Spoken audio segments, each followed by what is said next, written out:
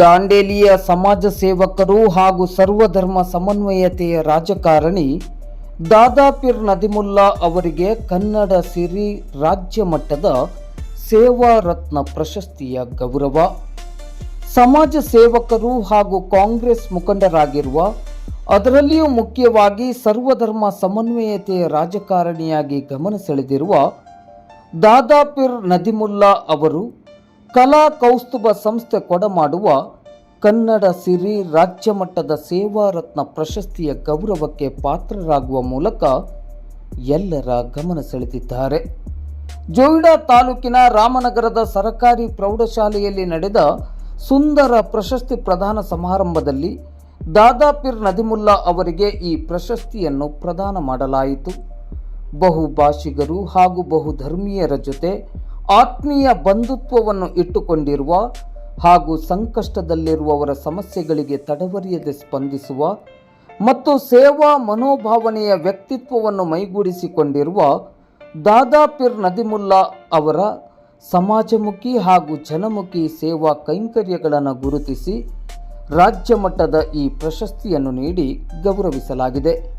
ಕಲಾ ಕೌಸ್ತುಭ ಸಂಸ್ಥೆಯ ಅಧ್ಯಕ್ಷರು ಹಾಗೂ ದಾಂಡೇಲಿ ನಗರಸಭೆಯ ಮಾಜಿ ಅಧ್ಯಕ್ಷರಾದ ಗೋವಿಂದ್ ಕೆ ಮೇಲಗೇರಿ ಹಾಗೂ ರಾಮನಗರದ ಸರಕಾರಿ ಪ್ರೌಢಶಾಲೆಯ ಪ್ರಭಾರಿ ಮುಖ್ಯ ಶಿಕ್ಷಕರಾದ ಮಾರುತಿ ಲಕ್ಷ್ಮಣ್ ಪಾದನ್ಕಟ್ಟಿ ಅವರ ಸಮ್ಮುಖದಲ್ಲಿ ಹಾಗೂ ಗಣ್ಯರ ಉಪಸ್ಥಿತಿಯಲ್ಲಿ ಈ ಪ್ರಶಸ್ತಿಯನ್ನು ಪ್ರದಾನ ಮಾಡಲಾಯಿತು.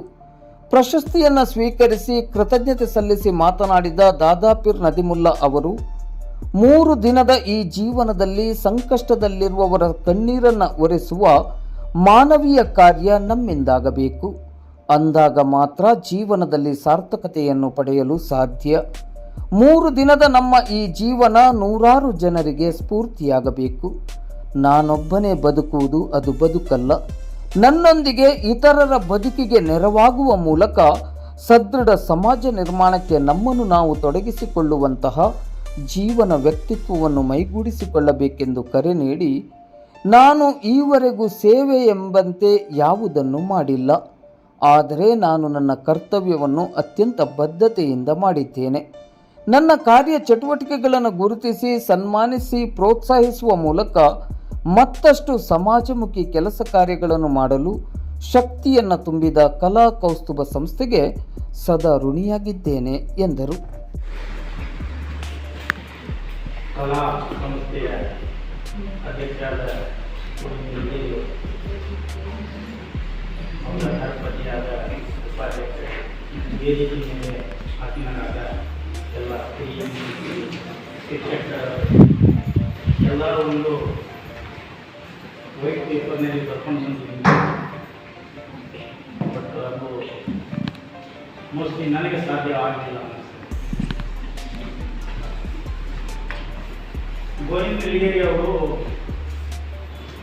ಒಂದು ಬಡ ಕುಟುಂಬದಲ್ಲಿ ಹುಟ್ಟಿ ದಾಂಡೇಲಿ ನಗರಸಭೆಗೆ ಇಂಡಿಪೆಂಡೆಂಟ್ ನಿಂತು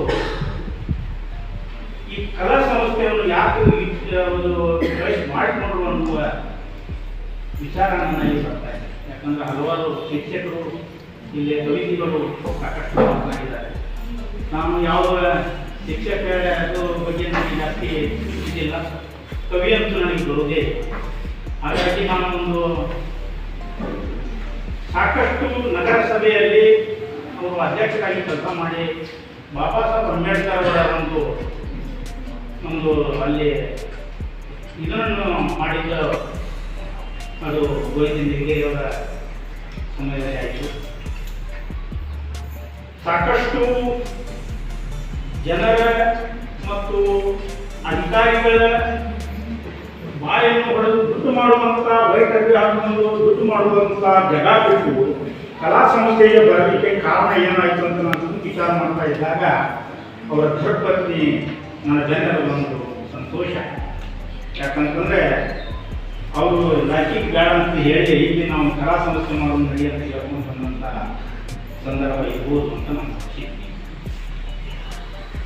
ನಾನು ಬರ್ಕೊಂಡು ಬರಲಿಕ್ಕೆ ಸಾಧ್ಯವಾಗಲಿಲ್ಲ ಅಂತಂದರೆ ಅದಕ್ಕೆ ಹಲವಾರು ಕಾರಣಗಳ ಹಲವಾರು ಸಮಯ ಮುಗಿಸಿ ಇಲ್ಲ ಇದೆ. ನಾನು ಜನಿಸಿದ್ದು ಒಂದು ಅಳ್ಳಾವರ ಅಂತ ಒಂದು ಹಳ್ಳಿಯಲ್ಲಿ. ಅಲ್ಲಿಂದ ಶಾಲೆಗೆ ಹೋಗಬೇಕಾದ್ರೆ 2 ಕಿಲೋಮೀಟರ್ ಹೋಗಬೇಕಾಗ್ತಿತ್ತು. ನಮಗೆ 12 ಮಂದಿ ಮಕ್ಕಳು ನಮ್ಮ ಅಪ್ಪನಿಗೆ. 12 ಮಂದಿಯವರೆಗೆ ನಾನು ಒಬ್ಬನೇ ಲಾಸ್ಟ್ ನಮ್ಮ ಗಂಡು. ಅದು ಏನಾಗಿತ್ತು, ನನ್ನ ಪ್ರಧಾನ ಪರಿಸ್ಥಿತಿ ಅಂದರೆ ನುಚ್ಚು ಮತ್ತು ಮಜ್ಜಿಗೆ ಇಲ್ಲದ ಊಟ ಮಾಡುವಂಥ ಪರಿಸ್ಥಿತಿ ನಮಗೆ ಇರಲಿಲ್ಲ. ಪುಂಡಿ ಪಲ್ಲೆ ನುಚ್ಚು ಅನ್ನಾಗಿರುವಂಥ ಪರಿಸ್ಥಿತಿಯಲ್ಲಿ ನಾವು ದಿನ ಕಳೀತಾ ಇದ್ದೇವೆ. ಅಂಥ ಸಮಯದಲ್ಲಿ ನನಗೆ ಶಾಲೆಗೆ ಹೋಗಲಿಕ್ಕೆ 2 ಕಿಲೋಮೀಟರ್ ದೂರ ಇರುವುದರಿಂದ ಆ ಸಮಯದಲ್ಲಿ ನನ್ನ 17 ವಯಸ್ಸಿನಲ್ಲಿ ನನಗೆ ಘನ ಮೀಸು ಒಂದು ಈ ತಾಳದಲ್ಲಿ ನನ್ನ ಜೀವನ ಮಾಡುವಂಥ ಪರಿಸ್ಥಿತಿ. 1984ರಲ್ಲಿ ನಾನು ದಾಂಡೇಲಿಗೆ ಬರಬೇಕಾಯಿತು. 1984ರಲ್ಲಿ ದಾಂಡೇಲಿಗೆ ಬಂದಾಗ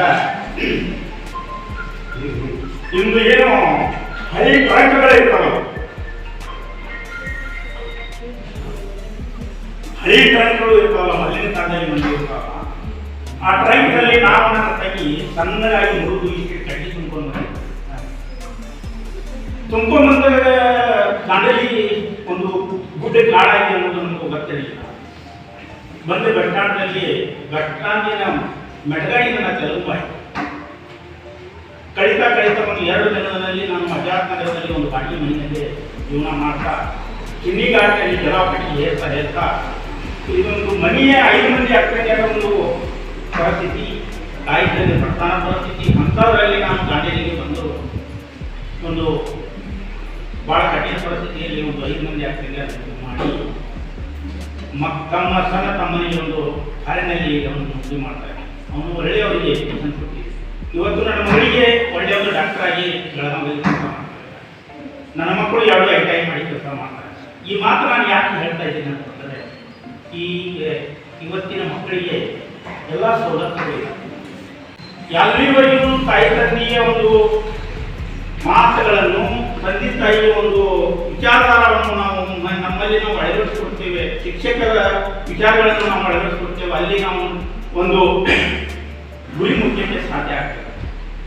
ಹಾಗೆ ಬೆಳೀತಾ ಇಲ್ಲಿವರೆಗೆ ಇವತ್ತು ದೇವರು ನಮ್ಮನ್ನೇ ಒಂದು ಒಳ್ಳೆ ಸ್ಥಾನಮಾನದಲ್ಲಿ ಇಟ್ಟಿದ್ದಾನೆ ಮತ್ತು ಒಳ್ಳೆಯ ಒಂದು ಸಂಸ್ಕೃತಿಯಲ್ಲಿ ಇಟ್ಟಿದ್ದಾನೆ. ಇನ್ನೂ ನಮ್ಮ ತಾಯಿ ತಂದೆ ಆಶೀರ್ವಾದ ನಮ್ಮ ಮೇಲೆ ಇರಲಿ, ಇನ್ನೂ ನಮ್ಮ ತಾಯಿ ತಂದೆ ಆಶೀರ್ವಾದ ಜೀವಂತಿದಾರರು ನಮ್ಮ ಆಶೀರ್ವಾದ ನಮ್ಮ ಯಾರಿರಲಿ ಅಂತ ಹೇಳ್ತಾ, ಇಂಥ ನನ್ನನ್ನು ಗೋವಿಂದ ನಿಲಗೇರಿ ಅವರು ನಾವು ಬಾಳವರು ಒಂದೇ ಏರಿಯಾದಲ್ಲಿ ಇದ್ದವರು.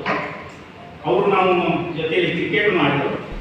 ಹಾಗಾಗಿ ಇಂಥ ಒಂದು ವಿಚಾರ, ಇಂಥ ಮಕ್ಕಳಿಗೆ ಒಂದು ಈ ಕವಿಗಳ ಬಗ್ಗೆ ಸಂಘಟನೆ ಮಾಡೋದ್ರ ಬಗ್ಗೆ ಇವತ್ತು ಭಾಳ ಕಷ್ಟ ಇದೆ.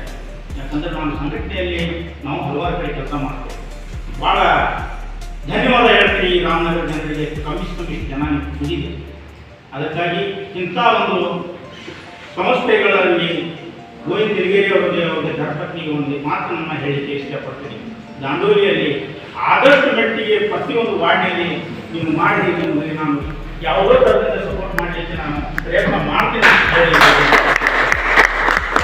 ಯಾಕಂದರೆ ಭಾಳ ಕಷ್ಟ ಆಗ್ತದೆ.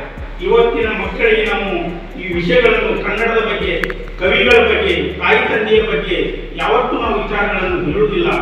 ಕೆಟ್ಟದಾಗಿ ಹಿಡಿಯುವ ಸಂಭವ ಭಾಳ ಇರ್ತದೆ.